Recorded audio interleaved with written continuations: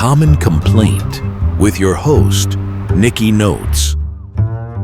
In this series of Common Complaint, the complainant is a female graduate student in a STEM field who alleges disability and gender discrimination.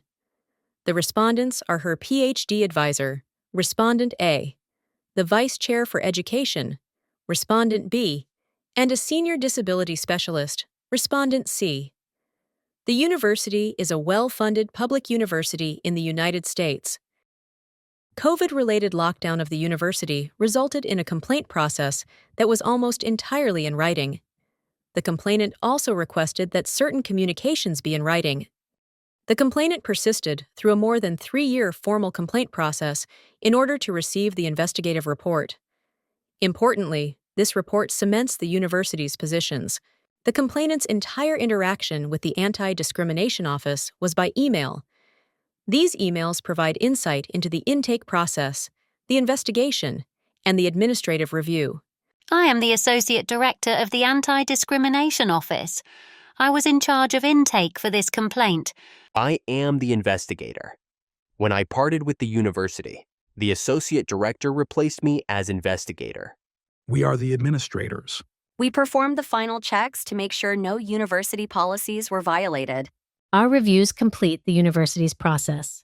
3 senior officials signed off on this investigative report, so it is fair to say this report accurately represents how administrators at the university interpret the policies at the university. Much of our focus at Common Complaint will be on the investigative report, prepared by the university's Anti-Discrimination Office. Our examination will incorporate emails between the complaint participants, including the witnesses. During the series, we use generalized names for titles and for university departments. The animated representations of all participants in the university's investigation have been non-traditionally cast. The focus is on the process, not the people. Let's meet our complainant. Hello, complainant. Thanks for joining us at Common Complaint. Hello, Nikki. Thank you for having me. I noticed that you are looking a little blue today. Yes, Nikki. I chose a blue and bandaged avatar to represent the brokenness and alienation felt by complainants. Although I knew what I would face as a complainant, that knowing did not shield me from the negative effects. But, as a Black woman who grew up in Mississippi, I know the importance of equal access to education. When I saw elements in the campus culture at my university that were a disservice to students, I knew that I had a duty to fight for myself and for others. Anyone from Mississippi could have told you that I would complete the complaint process. From the beginning, I knew that I would share my university complaint experience.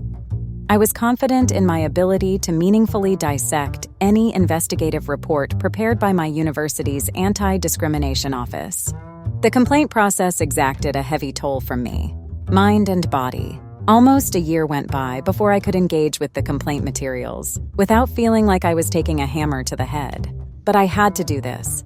I had to share my experience. Nikki Notes is a construct that helped me reach the mind space needed to accomplish my objectives for commoncomplaint.com. My main objectives were to 1. Create a space with documented information that provides validation for other complainants. 2. Provide insight to people who want to better support complainants. And 3. Provide data to people who want to improve university complaint processes.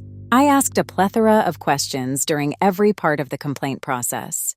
I asked bullet-pointed lists of questions. My goal was obtaining clarity from the university. I made use of everything I know from having grown up in Mississippi. I am proud of the work I did during this complaint process. I'm proud of this work. Back to you, Nikki. Wait, I'm a construct? That sounds like a to be continued.